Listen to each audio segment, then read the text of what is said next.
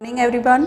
आज हम पढ़ेंगे क्लास 10th हिंदी का लेसन राम लक्ष्मण परशुराम संवाद भाग 2।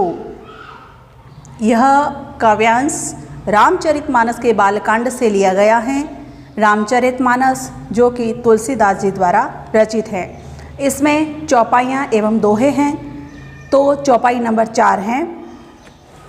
कौशिक सुनहु मंद यहु बालकु, कुटिल काल बस निज कुल घालकु, भानु बंस राकेश कलंकु, निपट निर्कुंश अबूद असंकु, काल कवलु होई छन माही, कहूँ पुकारी खोरी मोहिनाही, तुम हटकहु जो चहु उबारा, कही प्रताप बलु रोसु हमारा, लखन कहेऊ मुनि सुजसु तुम्हारा, तुम ही अछत को बरने पारा, अपने मुँह तुम आपनी करनी, बार अनेक भांति बहुबरनी, नहीं संतोष त पुनि कछ कहु, जनि रीस रोकि दुसह दुख सहु, वीर व्रती तुम धीर अछोभा, गारी देतन पावहु शोभा, सूर समर करनी करही, कहिन जना वही आप, विद्यमान रन पाई रिपु, कायर कथहि प्रताप। कौशिक अर्थात विश्वामित्र जी।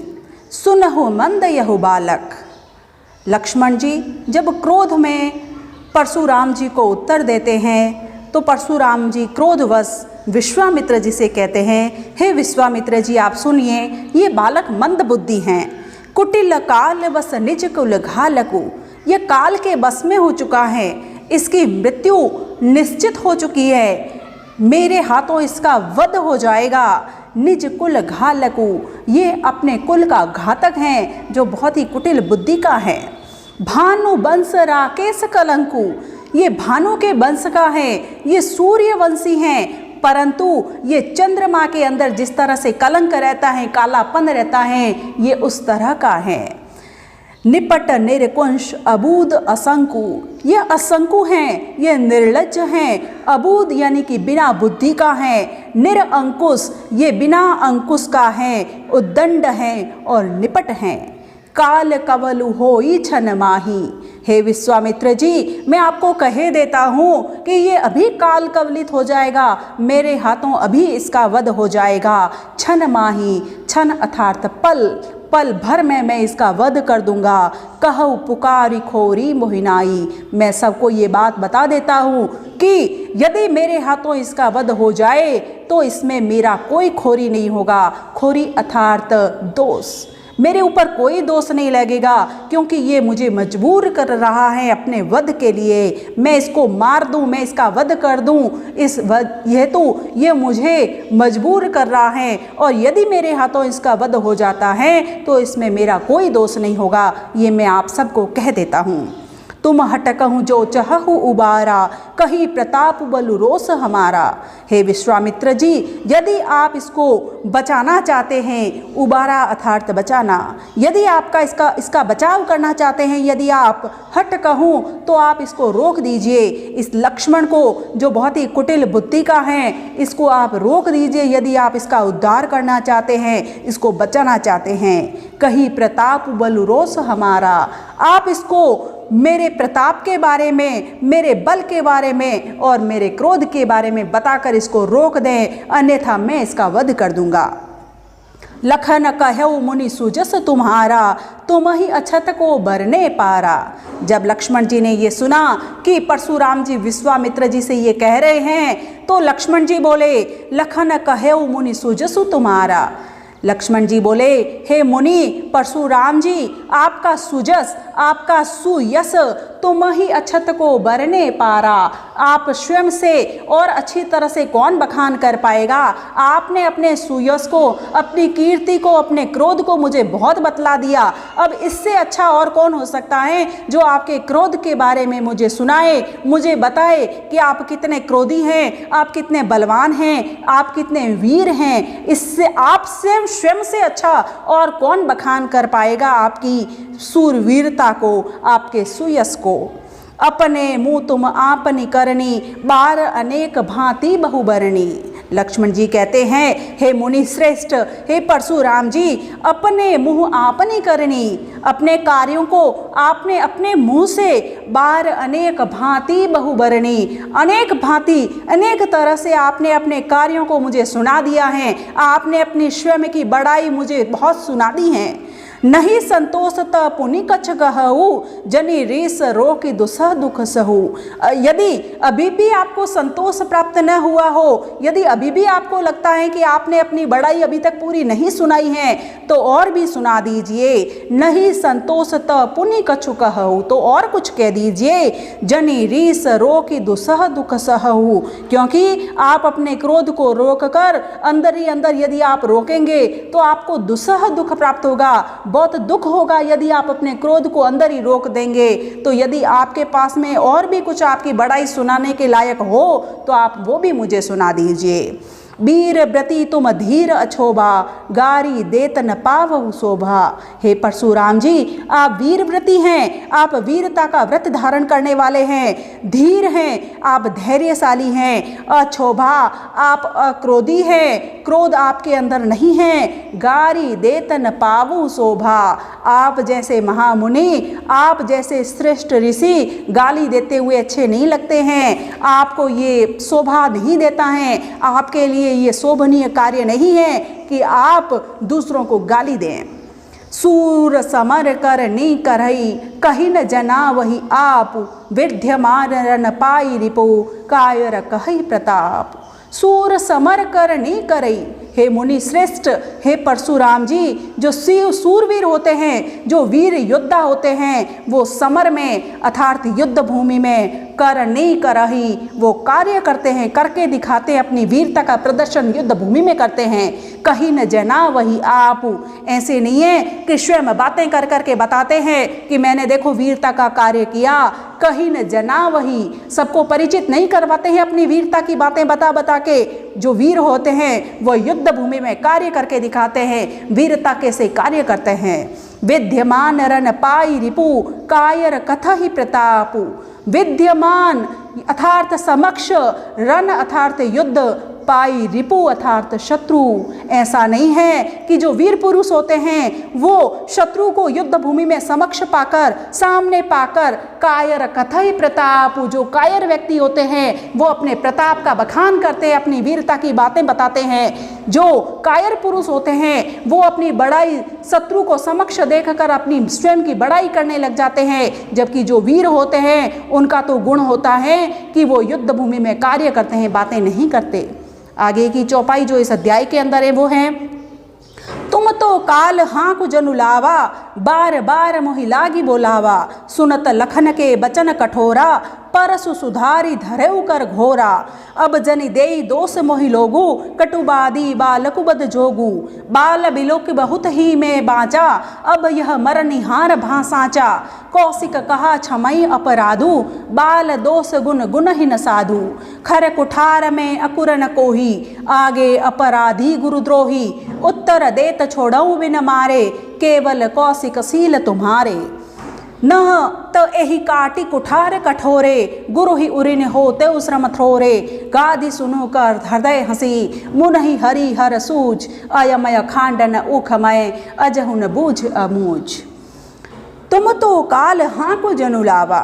लक्ष्मण जी परशुराम जी की बात को सुनकर कहते हैं कि ऐसा लग रहा है कि आपने मेरे लिए काल को हाँक हाँक कर आवाज दे देकर बुला रहे हैं। आप मेरे लिए बार बार मोहि लागी बोलावा, आप मेरे लिए जैसे कोई काल को आवाज दे दे के बुला रहे हैं। सुनत लखन के बचन कठोरा, लक्ष्मण जी के कठोर वचनों को सुनकर परसु सुधार धरेउ कर घोरा, अपने भयंकर परसे को व्यवस्थित करके अपने शरीर पर धारण कर लिया। अब जनि देई दोष मोहु लोगु, कटुबादी बालक बद जोगु। और सभा के अंदर तेज आवाज के अंदर बोले, अब जनी, जनी अर्थात मत, देई दोष मोहि लोगु, हे यहाँ विराजमान लोगों, अब आप मुझे दोष मत देना।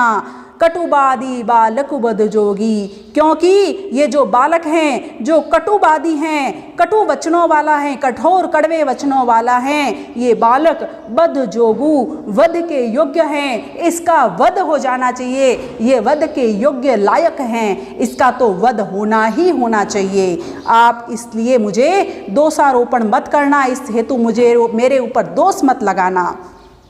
बाल बिलो की बहुत में बाचा, अब यह मर निहार भांसाचा। परशुराम जी कहते हैं उस सभा के अंदर, बाल बिलो की, मैंने इसको बालक देखकर बहुत में बाँचा, मैंने इसको बहुत बचा लिया, इसने जो कहा मैंने सहन किया, मैंने सोचा ये बालक हैं और मैंने इसकी रक्षा की।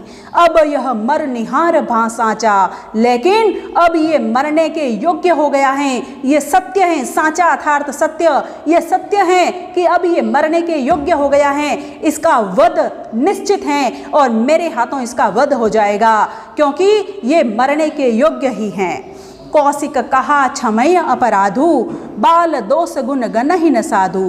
तभी वहाँ विराजमान कौशिक अर्थात विश्वामित्र जी बोले, कहा, बोले क्षमय अपराधा, क्षमय अर्थात क्षमा कर दीजिए अपराध, हे परशुराम जी इस बालक के जो अपराध हैं उनको आप क्षमा कीजिए। बाल दोष गुण गण ही न साधु, क्योंकि जो साधु पुरुष होता है, जो श्रेष्ठ व्यक्ति होता है, जो सन्यासी होता है, वो बालकों के गुण और दोषों को नहीं देखता है। बालक यदि कोई अपराध भी कर दे तो उसे साधु पुरुष क्षमा कर देता है। अर्थात हे मुनि श्रेष्ठ, आप इसको बालक सोचकर इसके गुण दोषों की तरफ ध्यान मत दीजिए। खर कुठार में अकुरन कोही, आगे अपराधी गुरुद्रोही। तभी परशुराम जी बोलते हैं कि हे विश्वामित्र जी, खर कुठार में अकुरन कोही, अकरुण हूँ, मैं निर्दयी हूँ, मेरे अंदर दया की भावना नहीं है और मैं बहुत ही कोही अर्थात क्रोधी स्वभाव का हूँ। मेरे पास में तेज कुठार हैं, मैं तेज कुठार को धारण किए हुए हूँ, अकरुण हूँ, निर्दयी हूँ और बहुत ही क्रोधी स्वभाव का हूँ। और फिर आगे अपराधी गुरुद्रोही, और मेरे समक्ष मेरे गुरु का द्रोही, मेरे गुरु भगवान शिव का द्रोही खड़ा है। उत्तर देत छोड़ो बिन मारे, केवल कौशिक सील तुम्हारे। उत्तर देने पर भी मैं उसको छोड़ रहा हूँ, ये मेरे समक्ष उत्तर दे रहा है फिर भी मैं इसको बचा रहा हूँ, इसको छोड़ रहा हूँ। केवल कौशिक सील तुम्हारे, हे कौशिक, हे विश्वामित्र, तुम्हारे सील की वजह से, तुम्हारे सील अर्थात व्यवहार, तुम्हारी व्यवहार कुशलता की वजह से मैं इसको छोड़ रहा हूँ, इसको क्षमा कर रहा हूँ। नहीं तो ये मेरे गुरु का द्रोही है, भगवान शिव के धनुष को तोड़ने वाला है और मैं इसको बिल्कुल नहीं छोड़ सकता। न तो यही काटी कुठार कठोरे, गुरु ही उरिन हो ते श्रम थोरे। नहीं तो मैं इसको अपनी कठोर कुठार से इसका वध कर देता। गुरु ही उरिन हो ते श्रम थोरे, और मैं थोड़े से श्रम के अंदर ही, कम मेहनत के अंदर ही अपने गुरु के ऋण से उऋण हो जाता, अपने गुरु के ऋण से मुक्ति को प्राप्त कर जाता, अपने गुरु के ऋण से मुक्त हो जाता इसका वध करके। लेकिन हे विश्वामित्र, मैं आपकी व्यवहार कुशलता के कारण इसको क्षमा कर रहा हूँ। गादी सुन कह हृदय हंसी, मुनहि हरि हरि सूझ। ये सुनकर गादी अर्थात गादी के पुत्र विश्वामित्र कह हृदय हंसी, अपने मन के अंदर थोड़े से हंसे और मन ही मन कहा, मुनि हरि हरि सूझ, कि मुनि परशुराम जी को तो अभी हरा ही हरा सूझ रहा है, सब अपने पक्ष में ही लग रहा है। अयमय खांडन ऊखमय, अजहु न बूझ अबूझ।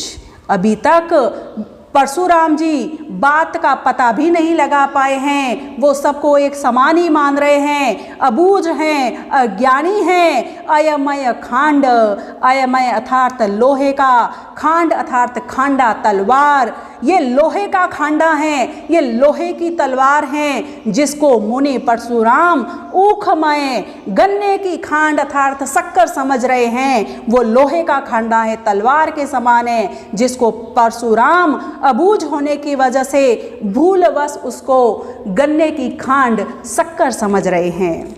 आगे की जो चौपाई है इस अध्याय के अंदर वो हैं, कहौ लखन मुनि सील तुम्हारा, को नहीं जान विदित संसारा। मात पिता ऋण भय नीके, गुरु ऋण रहा सोचु बड़ जी के। सो जनु हमरे ही माथे काढ़ा, दिन चली गए ब्याज बड़ भाड़ा। अब आनीय वह आहरिया बोली, तुरत देव में थैली खोली। सुनि कटु वचन कुठार सुधारा, हाय हाय सब सभा पुकारा। भृगुबर परसु देखावहु मोही, विप्र विचारी बचौ नृपदोही। मिलन कबहु सुभटरन गाड़े, द्विज देवता घर ही के बाड़े। अनुचित कही सब लोग पुकारे, रघुपति सय नहीं लखन निवारे। लखन उत्तर आहुति सरिस, भृगुबर कोप कृसानु। बढ़त देखी जल सम बचन, बोले रघुकुल भानु। इस चौपाई में कहौ लखन मुनि सील तुम्हारा, लक्ष्मण जी कहने लगते हैं कि हे मुनि श्रेष्ठ, हे परशुराम जी, आपका सील अर्थात आचरण को नहीं जान विदित संसारा। इस संसार के अंदर, इस जगत में ऐसा कौन होगा जो आपके व्यवहार को, आपके सील को, आपके आचरण से परिचित न होगा। माता पिता ऋण भय नीके, आप अपने माता पिता के ऋण से तो ऋण हो गए हैं, अच्छी तरह से मुक्त हो गए हैं। गुरु ऋण रहा सोचवड़ जी के, अब आपके मन में चल रहा है कि आप गुरु के ऋण से भी ऋण हो जाएं। आपके हृदय में ये बात चल रही है, आप ये सोच रहे हैं कि मैं कैसे अपने गुरु के ऋण से भी ऋण हो जाऊं, गुरु के ऋण से मुक्त हो जाऊं। सो जनु हमरे ही माथे काढ़ा, इस वजह से आप अपने गुरु के ऋण से ऋण होने के लिए मेरे ऊपर हावी हो रहे हैं, मेरे ऊपर उस ऋण से मुक्त होना चाहते हैं, मुझे हथियार बनाकर। दिन चली गए ब्याज बड़ बाड़ा, और मुनि श्रेष्ठ वैसे दिन भी बहुत व्यतीत हो गए हैं, बहुत दिन हो गए हैं। इस वजह से अब तो गुरु के ऋण का ब्याज भी बहुत बढ़ गया होगा, अब तो ब्याज सहित आपको ऋण चुकाना होगा। इसी वजह से मुझे लग रहा है कि आप मुझे हथियार बना रहे हैं, मेरे ऊपर सारा क्रोध निकाल रहे हैं। अब आनीय बिहारिया बोली, तुरंत देव में थैली खोली। तो हे मुनि श्रेष्ठ परशुराम जी, अब आप आनीय अर्थात बुला दीजिए बिहारिया अर्थात हिसाब किताब करने वाले को। तुरंत देव में थैली खोली, मैं तुरंत ही अपनी थैली खोलकर हिसाब किताब कर देता हूँ। आप ऐसे व्यक्ति को बुला दीजिए जो हिसाब किताब करने में कुशल हो। सुनि कटु बचन कुठार सुधारा, हाय हाय सब सभा पुकारा। ऐसे कठोर वचनों को सुनकर परशुराम जी ने अपने कुठार को अच्छी तरह से संभाला।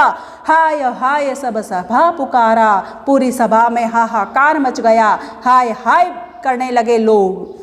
भृगुबर परसु दिखावहु मोही, विप्र विचार बचौ नृपदोही। तभी लक्ष्मण जी कहने लगे, भृगुबर परसु दिखावहु मोही, हे भृगु ऋषि के पुत्र परशुराम जी, आप मुझे बार बार अपना ये फरसा दिखा रहे हैं। विप्र विचारी बचौ नृपदोही, हे राजाओं के द्रोही, हे क्षत्रिय कुल के द्रोही, मैं आपको ब्राह्मण समझकर बचा रहा हूँ, आपका वध नहीं कर रहा हूँ, आपको नहीं मार रहा हूँ, क्योंकि आप ब्राह्मण हैं और ब्राह्मण समझकर मैं आपको बचा रहा हूँ। मिले न कबहु सुभटरन गाड़े, द्विज देवता घर ही के बाड़े। ऐसा लग रहा है द्विज देवता अर्थात ब्राह्मण देवता, ऐसा मुझे लग रहा है कि आप तो घर के अंदर ही अपनी बड़ाई की बड़ी बड़ी बातें कर रहे हैं। मिले न कबहु सुभटरन गाड़े, गाड़े अर्थात अच्छे, रन यानी कि युद्ध क्षेत्र, सुभट यानी कि वीर। मुझे लग रहा है कभी युद्ध क्षेत्र के अंदर अच्छे योद्धा से आपका युद्ध संग्राम नहीं हुआ है,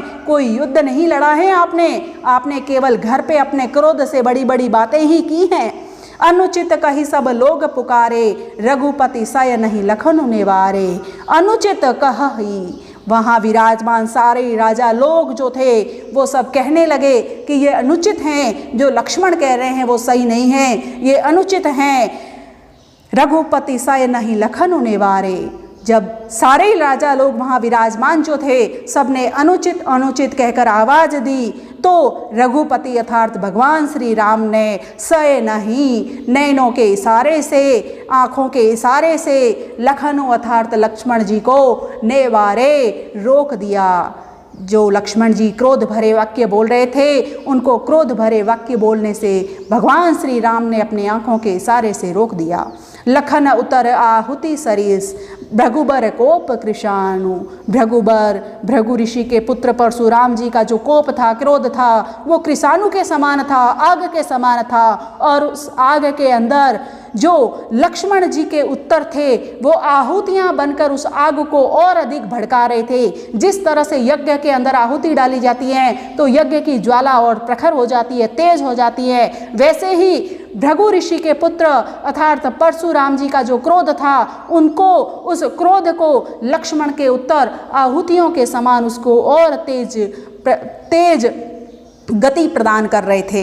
बढ़त देखी जल सम बचन, बोले रघुकुल भानु। जब भगवान श्री राम ने देखा कि यहाँ तो आग बहुत ज़्यादा फैल रही है, लक्ष्मण की आहुतियाँ उस आग को और अधिक तेजस्विता प्रदान कर रही है और अधिक वो तेज होती जा रही हैं, तो बढ़त देखी जल सम वचन, तो जल के समान शीतल वचनों को भगवान श्री राम ने बोले। रघुकुल भानु, भानु अर्थात सूर्य, रघुकुल के सूर्य भगवान श्री राम ने जल के समान शीतल वचनों को बोला, जिससे आग शांत हो जाए, अग्नि शांत हो जाए।